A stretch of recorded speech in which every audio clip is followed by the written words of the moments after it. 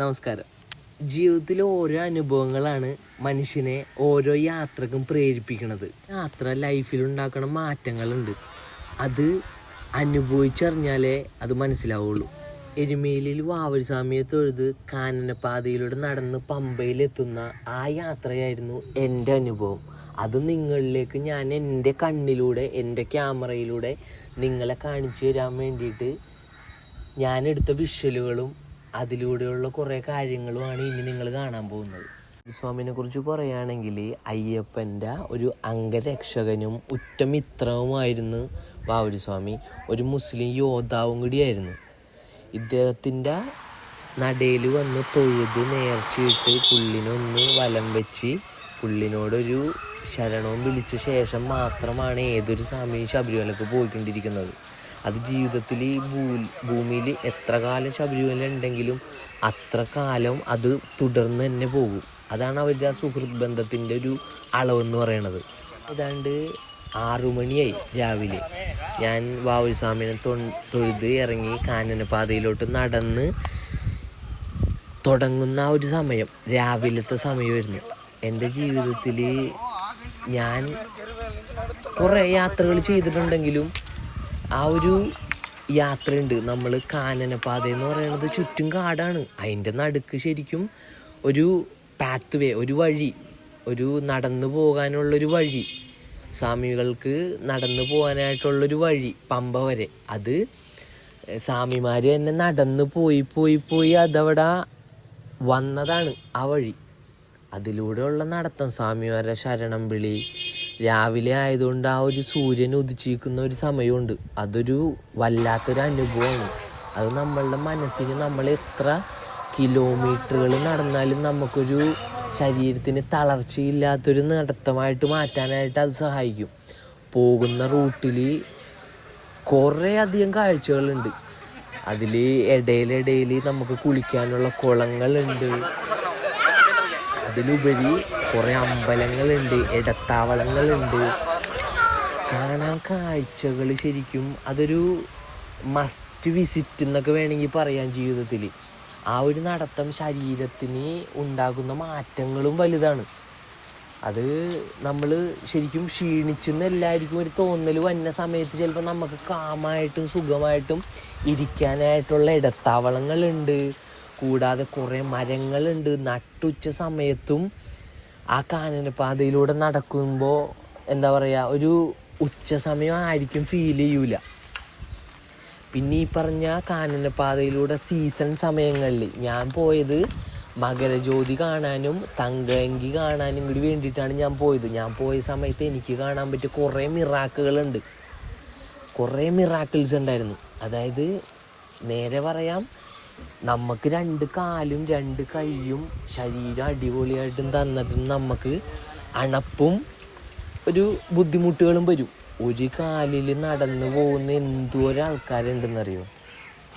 2 കൈയിലും നടക്കാൻ വേണ്ടി കുത്തിപ്പിടിച്ച് നടന്നു പോകുന്ന എത്ര സ്വാമിമാരുണ്ടെന്നറിയോ. ജീവിതത്തിൽ കുറേ കാര്യങ്ങൾ നമ്മളുടെ ജീവിതത്തിൽ നമ്മൾ കണ്ടനുഭവിച്ച് കഴിയുമ്പോൾ നമുക്കത് മനസ്സിലാവും.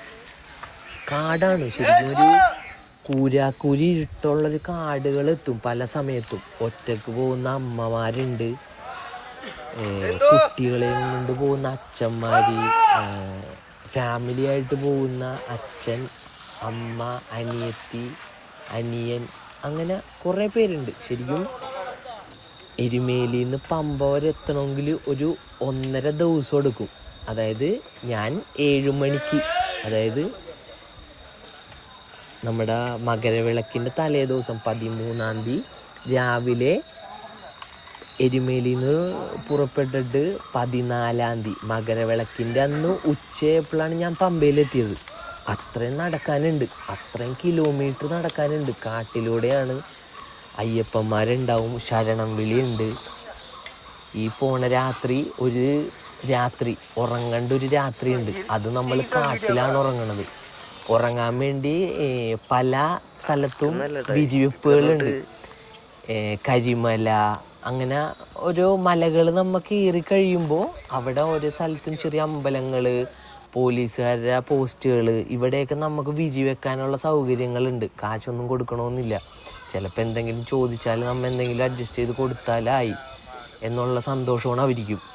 പോണ ടൈമിൽ ഫുഡുകളുണ്ട്, എല്ലാം ഉണ്ട്. നമുക്ക് കിട്ടാവുന്ന അത്യാവശ്യ സാധനങ്ങളെല്ലാം ഉണ്ട്. പിന്നെ നമ്മളുടെ കയ്യിൽ സാധനങ്ങളൊക്കെ കൊണ്ടുപോകും. ആ ഒരു ദിവസത്തെ രാത്രിയായി. ഞാൻ നടന്നൊരു 11-11:30 രാത്രി സമയത്ത് എവിടെ എത്തിയെന്ന് എനിക്ക് അറിഞ്ഞൂടാ. അത് കരിമലയൊക്കെ എത്തണേലും മുന്നെയാണ്. കുറേ അയ്യപ്പന്മാരുടെ ഒപ്പമാണ് ഞാനും പോയിക്കൊണ്ടിരിക്കുന്നത്. കാരണം ഒറ്റയ്ക്ക് നമുക്ക് മുന്നിലോട്ട് നോക്കുമ്പോൾ നമുക്ക് ഫുള്ളിരുട്ട്. ചെറിയ ടോർച്ച് വെളിച്ചത്തിലാണ് നമ്മൾ പോണത്. ശരിക്കും കുറച്ച് ലെങ്ത് ആയിട്ടുള്ള സ്ഥലങ്ങളിലാണ് രാത്രിയിൽ ലൈറ്റുകളുള്ളത്. അല്ലാത്ത സ്ഥലങ്ങളിലൊക്കെ ഇരുട്ടാണ് ശരിക്കും. പിന്നെ ചില സ്ഥലങ്ങളിൽ അവിടെ അവർ സെക്യൂരിറ്റി ഗാർഡ്സിനെ പോലുള്ള നാട്ടുകാരുള്ള, അതായത് ആ ഏരിയയിലുള്ള നാട്ടുകാർ കുറച്ച് പേരെയൊക്കെ നിർത്തും. അതിലുള്ള കുറച്ച് പേരോട്ടൊക്കെ ഞാൻ സംസാരിച്ചു. വർഷങ്ങളായിട്ട് അവരവിടെ ഈ വന്യസ്വാമിമാർക്ക് സേഫ് നോക്കാൻ വേണ്ടിയിട്ട് സെക്യൂരിറ്റി ഗാർഡ്സായിട്ട് നിൽക്കുന്നവരുണ്ട്. അന്ന് അവിടെ രാത്രി ഉറക്കവും കാര്യങ്ങളൊക്കെ അവിടെയായിരുന്നു. അതിനുശേഷം പയ്യെ അവിടെ നിന്ന് എഴുന്നേറ്റു അടുത്ത നടത്തത്തിലോട്ട് തുടർന്നു. കരിമലയിൽ നിന്ന് പിന്നെ ഇറക്കമാണ്. ആ കരിമല താവളത്തിൽ നിന്ന് കുറച്ച് ഇറക്കം. അവിടെയും കുറച്ച് ചായ കുടിക്കാനും കാര്യങ്ങളൊക്കെ ഉണ്ടായിരുന്നു. അവിടുത്തെ ചായ കുടിയും കാര്യങ്ങളൊക്കെ കഴിഞ്ഞു. പയ്യെ അവിടെ നിന്ന് ഇറക്കമെന്ന് പറഞ്ഞാൽ അമ്മാരി ഇറക്കമാണ്. അത് ഓരോരുത്തർ അനുഭവിക്കണം. ഓരോരുത്തർ നടന്നോ അല്ലെങ്കിൽ അത് കണ്ടോ അനുഭവിച്ചാലേ അത് മനസ്സിലാവുള്ളൂ. ഈ വിഷ്വലിലൂടെ അത് എന്തോരം നിങ്ങൾക്കത് മനസ്സിലാവുമെന്നുള്ളത് എനിക്കറിയില്ല. അതിനുള്ള മാക്സിമം വിഷ്വലുകൾ ഞാൻ എടുത്തു വെച്ചിട്ടുണ്ടായിരുന്നു. കുറേ സ്വാമിമാർ, അതും നമ്മുടെ കേരളത്തിൽ നിന്ന് തന്നെയല്ല, കേരളം, തമിഴ്നാട്, കർണാടക, ആന്ധ്രാപ്രദേശ്, ഇങ്ങനെയുള്ള പല സ്ഥലത്തുനിന്ന് സ്വാമിമാരുണ്ട്. ഇവരെല്ലാവരും ഇതേപോലെ എൻ്റെ പോലെ തന്നെ നടന്ന് പമ്പക്കും ശബരിമലക്കും പോകുന്നവരാണ്. എൻ്റെ ആഗ്രഹം ഞാൻ പറഞ്ഞില്ല, ഞാൻ ആ മകരവിളക്ക് സമയത്ത് പോയതുകൊണ്ട് മാത്രം എനിക്ക് തങ്കങ്കി കാണാനും പമ്പയിൽ ചെന്ന് കുളിച്ച് എന്താ പറയുക, അതാണ് മനസ്സിനൊരു സംതൃപ്തി ആവണമെന്ന് പറയണത്. അതാണ് അവിടെ നിന്ന് അയ്യപ്പനെ കാണാൻ വേണ്ടി നടന്ന് ശബരിമലക്ക് കയറാനും അതൊരു ഓരോരുത്തർക്ക് വരുന്നൊരു എന്താ പറയുക, അത് ഓരോരുത്തർക്കും ഉണ്ടാവണം മനസ്സിൽ. എന്നാൽ മാത്രമേ അവർക്കത് ചെയ്യാനുള്ളൊരു സിറ്റുവേഷൻ കിട്ടുള്ളൂ. നടന്ന് പോകുന്ന വഴി കുറേ കാഴ്ചകളുണ്ട്. ഇടയിലിടയിൽ ചെറിയ അരുവികൾ, കാണാനുള്ള കുറേ മലകൾ, കാടുകൾ, മൃഗങ്ങൾ, ചെറിയ പക്ഷികൾ. അവിടെ നിന്നൊക്കെ നടന്ന് നമ്മൾ പയ്യെ പമ്പാ തീരത്തിനോട് അടുക്കും. അതായത് നമ്മൾ ഈ കണ്ട ശരിക്കും പല അരുവികളും എല്ലാവരും ശരിക്കും പമ്പയാണ്. പമ്പയിലോട്ട് വെള്ളം വന്ന വഴികളാണ്. അങ്ങനെ അവസാനം നമ്മൾ പമ്പയ്ക്കരികിലോട്ട് എത്തണ സമയത്ത് ശരിക്കും നമ്മൾ വേറൊരു വഴി കൂടെ കാണും. അതായത് നമ്മൾ വന്ന വഴിയല്ലാതെ കാനനപ്പാത വേറെയും ഉണ്ട്. അതായത് വേറെ കാനനപ്പാതയുണ്ട്. കാടാണല്ലോ, കാട്ടിലൂടെ പലരും പല വഴിക്ക് വന്നിട്ടുണ്ടാവും. അങ്ങനെ വന്നവർക്ക് പല കാനനപ്പാതയും. ഞാൻ വന്ന കാനനപ്പാതയിലൂടെ ആയിരിക്കില്ല ചിലപ്പോൾ വേറെ ആൾക്കാർ വന്നത്. അതിലൊരു വിഷ്വലാണ് നിങ്ങളിപ്പോൾ കാണാൻ പോകുന്നത്. ഞാനിപ്പോൾ നമ്മൾ സാധാരണ വന്ന വഴിയിൽ നിന്ന് നേരെ പമ്പയിലോട്ട് ഞാനായിട്ട് ഉണ്ടാക്കിയ ഒരു വഴി പോലെ ഞാൻ പമ്പയിലോട്ട് ഇറങ്ങുകയായിരുന്നു. നേരെ അവിടെ ഇറങ്ങി എന്താ പറയുക, ഒരു അത്യാവശ്യം വെള്ളം ഇത്തിരി നല്ലതല്ല, ഇത്തിരി ചീത്തയായിട്ടുള്ള വെള്ളമാണ്. എന്നാലും അതൊരു തണുത്ത മനസ്സിനൊരു സംതൃപ്തി തന്നെ. കാലിൽ അത് വെള്ളം കൊണ്ട് നമ്മൾ ആ ഒരു പമ്പയിൽ നടക്കുമ്പോൾ ഉള്ളൊരു സുഖമുണ്ട്. അതൊരു വേറൊരു സുഖമാണ്. ആ സുഖമല്ലാതെ ഈ കാനനപ്പാതയിൽ അനുഭവിക്കാനുള്ള വേറെ കുറേ കാര്യങ്ങളുണ്ട്. അതെന്താ പറയുക, അത് ചിലപ്പോൾ മലയാളികളാവാം, അല്ലെങ്കിൽ വേറെ സ്വാമിമാർ, വേറെ നാട്ടിൽ നിന്ന് വന്ന സ്വാമിമാരാവാം, ആരും ആവാം. ഹ്യൂമൻ വേസ്റ്റ് അത് ഡംപ് ചെയ്യാനുള്ളൊരു സ്പേസ് ഇല്ല ഈ കാനനപ്പാതയിൽ. അപ്പിട്ട് വെച്ചാക്കുകയാണ്. അതും കുറച്ചൊന്നുമല്ല, നമ്മൾ നടക്കുന്ന വഴിയിൽ പലയിടത്തും ഉണ്ട്. അത് തലേ ദിവസം പോയവരുണ്ട്, പിറ്റേ ദിവസം പോയവരുണ്ട്. ശരിക്കും ഞാനത് എൻ്റെ ജീവിതത്തിൽ ഞാൻ പറഞ്ഞില്ലേ, അത് അനുഭവമാണ്. അത് അനുഭവിക്കേണ്ട ഒരു സമയമാണ്. ഞാനത് അനുഭവിച്ച് കഴിഞ്ഞതുമാണ്. അത് പറഞ്ഞു തരാൻ പറ്റൂല. ചിലപ്പോൾ ഇനി പോകുമ്പോൾ അത് ഉണ്ടാവുമെന്ന് എനിക്കറിയില്ല. അങ്ങനെ ചെയ്യാതിരിക്കട്ടെ.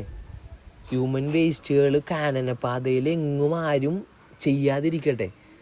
അവരൊരിക്കൽ വരും, ബുദ്ധിമുട്ടുകൾ വരും, ബാത്റൂമിൽ പോകാനായിട്ടുള്ള സിറ്റുവേഷൻസ് വരും. അതൊന്ന് അടക്കി പിടിച്ചോ അല്ലെങ്കിൽ കാടിൻ്റെ ഉള്ളിലോട്ട് കയറിയോ ആളുകൾ നടക്കുന്ന വഴിയിലോ ചെയ്യാണ്ടിരിക്കട്ടെ.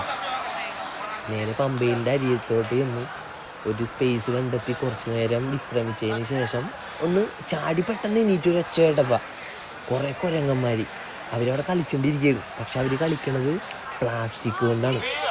അതായത് നമ്മൾ ഈ സ്വാമിമാരവിടെ അയ്യപ്പനെ കാണാൻ ചെല്ലുന്നത് നല്ലതാണ്. പക്ഷെ എന്തുകൊണ്ട് നമ്മൾ ഈ പ്ലാസ്റ്റിക് വേസ്റ്റുകൾ അവിടെ ഇടുന്നു? ഈവനൊരു കുപ്പി ആയിക്കോട്ടെ, അതിടരുതെന്നാണ് എൻ്റെ ഒരു അഭിപ്രായം. ഞാനത് ചെയ്തിട്ടില്ല. ഞാൻ ആ പോയ സമയത്തും അല്ലാത്തപ്പോഴും കാടിനോട് ഞാൻ ഒരിക്കലും ഒരു തെറ്റ് ചെയ്യാറില്ല. പ്ലാസ്റ്റിക് ഞാൻ ചെയ്യാറില്ല, ഞാൻ കളയാറില്ല കാട്ടിൽ. അതാരും ചെയ്യരുത്. അത് മനുഷ്യൻ ഇനിയും ജീവിക്കണമെങ്കിൽ, മനുഷ്യൻ്റെ ഒരു ആയുസ് മനുഷ്യന് ഇനിയും ജീവിക്കണമെങ്കിൽ നമ്മളതൊക്കെ ചെയ്തിരിക്കണം. അതാണ് അതിൻ്റെ ഒരു സത്യം എന്ന് പറയുന്നത്. പിന്നെ ഒരു 5-10 മിനിറ്റ് പെട്ടെന്ന് അങ്ങോട്ട് പോയി കഴിഞ്ഞപ്പോൾ തന്നെ ആകാശത്തോട്ട് നോക്കിയപ്പോൾ കൃഷ്ണപ്പരുന്ത് കിടന്ന് പറക്കുകയാണ്. അതായത് ഈ അയ്യപ്പന് ചൂടാനായിട്ടുള്ള അയ്യപ്പൻ്റെ തങ്കഅങ്കി ഘോഷയാത്ര വരാൻ പോണ്. തങ്കഅങ്കി ഘോഷയാത്ര എന്ന് പറയണത് സ്വർണത്തിൻ്റെ അയ്യപ്പൻ്റെ തുണിയാണ്. അങ്ങനെയാണ് ശരിക്കും അതിനെ പറയണത്. തങ്കഅങ്കി എന്നത് ശബരിമല ക്ഷേത്രത്തിൽ ഉപയോഗിക്കുന്ന ഒരു അത്യന്തം വിശിഷ്ടമായ ആരാധന ആചാര വസ്തുവാണ്. മലയാളത്തിൽ അതിനെ സ്വർണ്ണാങ്കി എന്നാണ് പറയണത്. തങ്ക അങ്കി, തങ്കം എന്ന് വെച്ചാൽ സ്വർണം, അങ്കി എന്ന് വെച്ച് കഴിഞ്ഞാൽ വസ്ത്രം അല്ലെങ്കിൽ ധരിപ്പിക്കൽ എന്നതാണ് അതിൻ്റെ അർത്ഥം. ശബരിമലയിൽ അതിന് കുറേ വ്യാഖ്യാനങ്ങളുണ്ട്, അതിൻ്റെ കുറേ പ്രത്യേകതകളുണ്ട്. തങ്കയങ്കി ധരിക്കുന്ന ദിവസം ശബരിമലയിൽ ഭക്തി സാന്ദ്രമായിരിക്കുള്ളൂ. അത്യുന്നത ആരാധന അനുഭവം അവിടെ ഉണ്ട്. അത് ശരിക്കും ആസ്വദിക്കാൻ വേണ്ടിയിട്ടാണ് നമ്മളവിടെ പോണത്. നമുക്കത് അനുഭവിക്കാൻ കിട്ടാറുമുണ്ട്. അതിലേറ്റവും വലിയൊരു ഭാഗ്യം എന്ന് പറയണത് തങ്കഅങ്കി നടന്ന് പന്തളത്തുനിന്ന് വന്ന് ഈ പമ്പയിൽ വിരിവെച്ച് പമ്പയിൽ നിന്ന് തിരിച്ചവർ കയറി പമ്പയിൽ ചെന്ന് അയ്യപ്പൻ്റെ ശരീരത്ത് അത് അണിഞ്ഞു കഴിഞ്ഞാൽ ദീപാരാധന കഴിയുന്നതോടുകൂടി കാട്ടിൽ അയ്യപ്പന് വേണ്ടിയിട്ടുള്ള വിളക്ക് തെളിയും, മകരവിളക്ക്. എല്ലാ കൊല്ലവും ജനുവരി 14-ാം തീയതിയാണ് ആ മകരവിളക്ക് തെളിയുന്നത്. 3 പ്രാവശ്യം തെളിയും. അത് ഇപ്പോഴും തുടർന്നുകൊണ്ടിരിക്കുന്നത്. എല്ലാവരും പണ്ട് വിശ്വസിച്ചിരുന്നത്, ഞാൻ പണ്ട് വിശ്വസിച്ചിരുന്നത് അത് തന്നെത്താൻ തെളിയുന്നു അല്ലെങ്കിൽ അത് വേറെന്തോ ആണെന്നാണ്. പക്ഷെ അത് അവിടെ ഉള്ളൊരു ആദിവാസി അല്ലെങ്കിൽ ആ ഊരിൽ, ആ ഒരു മലയിൽ അയ്യപ്പനെ ആരാധിക്കണ മനുഷ്യർ മകരജ്യോതി സമയത്ത് അയ്യപ്പന് വേണ്ടി തെളിയിക്കുന്നൊരു തീഗോളമാണ്. അതാണ് 3 പ്രാവശ്യം അവർ തെളിയിക്കണത്. അതിനുവേണ്ടി വെയിറ്റ് ചെയ്യും. അതായത് നമ്മൾ ഈ തങ്കഅങ്കി പമ്പയിൽ വന്ന് പമ്പയിൽ വിരിവെച്ചൊരു സമാധാനമായിട്ട് എല്ലാവരും ഫ്രഷുമായിട്ട് എല്ലാവരുടെ കാര്യങ്ങളും ഒന്നുകൂടെ തുടർന്ന് പമ്പയിൽ നിന്ന് ശബരിമല എത്തി. ശബരിമലയിൽ ദീപാരാധന അയ്യപ്പ അന്നുള്ള ആരാധനാ പരിപാടികളുടെ ഡീറ്റെയിൽസും കാര്യങ്ങളൊന്നുമല്ല. അന്നുണ്ടാവുന്നത് ഉത്സവമാണ്. അയ്യപ്പന് സ്വർണത്തിൽ പൊതിഞ്ഞ ആഭരണങ്ങളും അയ്യപ്പൻ്റെ വസ്ത്രങ്ങളും എല്ലാം അയ്യപ്പൻ്റെ ശരീരത്തിൽ അണിഞ്ഞതിന് ശേഷം ഉണ്ടാവുന്ന ഒരു ജ്യോതി, മകരജ്യോതി, അതും നടക്കുന്നൊരു ദിവസമായിരുന്നു. ഒരു പുണ്യ ദിവസം കൂടിയായിരുന്നു ഞാൻ പോയത്. എൻ്റെ ജീവിതത്തിൽ എനിക്ക് കാണാൻ ആഗ്രഹമുള്ളതും അതാണ്. കാരണം ഞാൻ ഒരു ഉത്രം നക്ഷത്രത്തിൽ ജനിച്ചൊരു മനുഷ്യൻ, ഒരു ജീനാണ്. അപ്പോൾ എനിക്ക് അദ്ദേഹത്തിനോടുള്ളൊരു ആഗ്രഹം കൂടുതലാണ് എൻ്റെ ജീവിതത്തിൽ. അത് ഞാൻ പറഞ്ഞില്ലേ, എൻ്റെ ജീവിതത്തിൽ എനിക്ക് മറക്കാനാകാത്തൊരു അനുഭവമുണ്ട്. കുഞ്ഞുനാളിലെ എന്നെ കൊണ്ടുപോകാതെ എൻ്റെ ഫാമിലീസ് മലപ്പുഴ സമയമുണ്ട്. ശബരിമലക്ക് പോയത്. എന്നെ കൊണ്ടുപോയില്ല. വലിയ വീട്ടിൽ വിളക്കും കാര്യങ്ങളൊക്കെ വെച്ചിട്ടൊക്കെയാണ് അവർ പോയത്. പക്ഷെ എന്നെ കൊണ്ടുപോയില്ല. കാരണം എനിക്ക് അന്നായിരുന്നു നമ്മൾ കാണാൻ പറ്റാത്ത ദിവസം. പക്ഷെ എനിക്ക് കാണാൻ പറ്റിയില്ല ആ സമയത്ത്. പിന്നീട് ഞാൻ പല തവണ പോയായിരുന്നു അദ്ദേഹത്തിനെ കാണാനായിട്ട്. അതിൽ അദ്ദേഹത്തിന് വേണ്ടിയിട്ട് എനിക്ക് ചെയ്യാൻ പറ്റിയ കുറേ കാര്യങ്ങളിൽ ഒരു കാര്യമായിട്ടാണ് ഞാൻ ഇത് കാണുന്നത്. അന്ന് രാത്രി മകരജ്യോതിയും കൂടി കണ്ടിട്ട് പോകാൻ വേണ്ടിയിട്ടാണ് പണ്ടേ തന്നെ വെയിറ്റ് ചെയ്തത്. ഞാൻ മുകളിലേക്ക് കയറിയില്ല. അന്നേ ദിവസം താഴെ പമ്പയിൽ നിന്ന് മകരജ്യോതി ദർശിച്ചതിന് ശേഷമാണ് ഞാൻ എൻ്റെ വീട്ടിലേക്ക് തിരിച്ചു പോയത്. ഇനി പോകും. അതിൻ്റെ തുടർച്ചയായിട്ടുള്ള അടുത്ത വീഡിയോസ് നിങ്ങൾ ഇനി കാണും. ഇനി വരുന്ന മകരജ്യോതി ശബരിമലയിൽ നിന്ന് ദർശിക്കാനാണ് എൻ്റെ ആഗ്രഹം. ഇതിൻ്റെ തുടർച്ചയായിട്ടുള്ള വീഡിയോയും അതിൽ ഉണ്ടാവും. എൻ്റെ ജീവിതത്തിൽ എന്തെങ്കിലും നല്ലൊരു ഡോക്യുമെൻ്ററി നല്ലൊരു അനുഭവം കൂടി കിട്ടിയൊരു യാത്രയാണ്. അത് ശരിക്കും കുറേ ഇൻഫർമേഷൻ ഉണ്ട് ഇതിൽ. അന്നേ ദിവസം ശബരിമലയ്ക്ക് പോകുന്നവർ പമ്പയിലെത്തേണ്ട സമയം രാവിലെയാണ്. അല്ലാത്തവർക്ക് കയറാൻ പറ്റില്ല. തമിഴ്നാട്ടിൽ കയറുന്ന സമയത്ത് അയ്യപ്പന്മാരാരെയും ആ കൂട്ടത്തിൽ കയറ്റിയിടൂല. അപ്പം എന്ത് ചെയ്യണം?